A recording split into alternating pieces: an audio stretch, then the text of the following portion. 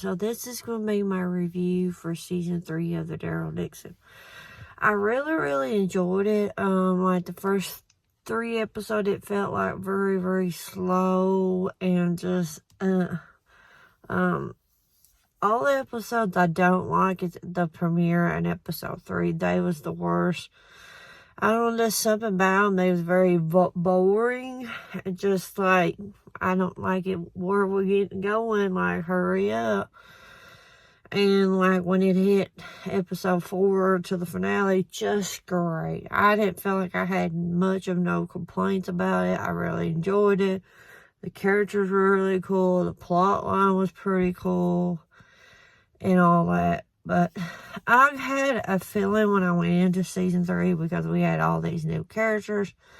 And I was like, oh no, like, we have to really like these characters. What are they about? And just blah. The most part, I like all the characters on it. The King of Spain, they made it look like he was a bad guy, but reality, he was just in 2 or 3 episodes and they just killed him off in the finale. So there's that. I'm sorry I cannot pronounce his name, but some of the characters I cannot pronounce. But Freddy, I think that's Fede. I think that's how you say his name. But yeah, I thought he was just going to be a regular mayor and just like blah. And surprise enough, he is built up as a villain.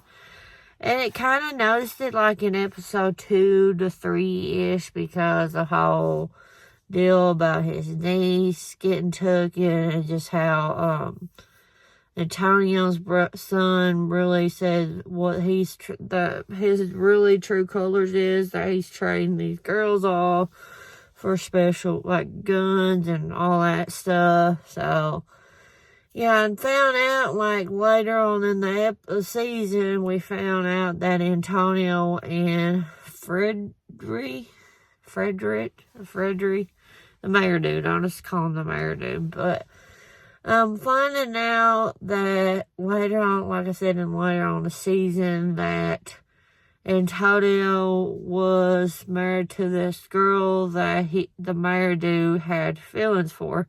I ain't 100% sure, and it might be that Antonio's wife and the mayor dude was in a relationship or something, because he has this grudge toward Antonio. But yeah, I love Antonio's backstory because it really is cool, like how he was a film dude, him and his wife done film, like journaling and stuff, and finding out how the outbreak was. His wife died, and then he has this young son that he had to take care of. And he's had this guilt filled up, like, get this guilt for so long. And yeah, his character and like how he interact with Carol, it was very interesting. Like at first when they showed the trailer of them kissing, I was like, well, how this gonna happen and all that. But later on, it felt like when they was introduced to each other that you could tell there was something. But yeah, it was interesting to see what's next for the Carol and him. But yeah, Julia and Antonio's son, when we began the season, it felt like a Romeo and Juliet. That's what I felt like for these 2 young kids, a Romeo and Juliet type of thing. Because they're trying to run away because the whole deal with the King of Spain taking these girls and stuff and all that. But we just found out like how she was never chosen, but found out that her uncle, the mayor dude, always found out that she was the chosen one, but he changed it up for another girl to keep her. And she found out, and she felt so bad, so she volunteered. And then there was that, because I don't know, but eventually Daryl goes after her because he felt like it was right, But at first, he was just so determined he wanted to go home and just all that. But eventually, in the finale, he does save her and brought her back and all that stuff with that. But other than that, like, I really enjoyed it with the characters and stuff. Paz was a good character, the girl with the cowboy hat. I really enjoyed her character. Like, her and Antonio are like my two favorite characters. And her was in the same situation with Antonio's son, that their girl was taken by the King of Spain. And so, yeah, she went with Daryl and saved her girlfriend.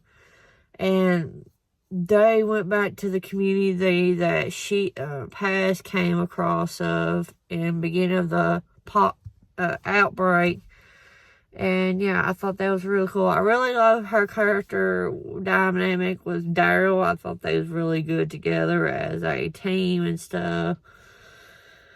And other than that, I was kind of disappointed that the boat, it kind of makes sense because season 4 is the final season and they're going to be in Spain. I would have to expect something was going to happen to the boat, but they did. And you're just like, ah. But it makes sense. They're going to set it up for season 4. And yeah, in the finale of Cordon, the dude that was in France for the first 2 seasons, he made an appearance in the finale. So I'm really, really excited to see what's going on with his character for season 4, because they left his character in the finale of season 2 up in there. But yeah, I give this season really about an 8 or 9 out of 10. It had a hiccup for the first 3 episodes, but I think it really redeemed itself in the last 4 episodes. So yeah, let me know your guys' thoughts of it in the description below. There's a playlist of all the reactions and the reviews and all that, except the reaction in episode 1, but I will react it when it comes out on DVD, because there was a situation I could not film the reaction. So if you're new, you like what you see, hit that subscribe button, turn on the bell, keep up with new videos, and I will check you guys out on my next video.